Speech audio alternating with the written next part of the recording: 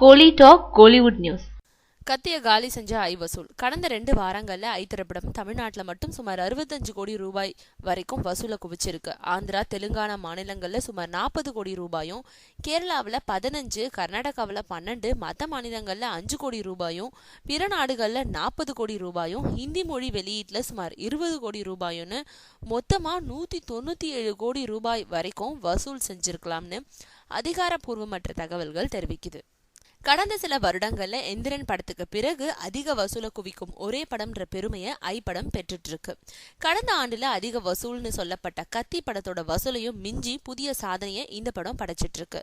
இவ்வளோ தொகை வசூல படம் அள்ளி இருந்தாலும் லாபம்ன்ற கணக்குல படத்தை வாங்கினவங்களுக்கும் திரையிட்டவங்களுக்கும் அளவுக்கு அதிகமான லாபம் இல்லைனாலும் நல்ல லாபத்தை இப்போ தர ஆரம்பிச்சிருக்கிறதா தெரிவிக்கிறாங்க. அதிக பட்ஜெட்ல படம் எடுக்கும் போது லாபத்துல பங்கு ஓரளவுக்கு குறைஞ்சுதான் இருக்கும். குறைஞ்ச பட்ஜெட்ல எடுத்து நல்ல வசூலாகும் போதுதான் லாபத்துல பங்கும் அதிகமா இருக்கும்.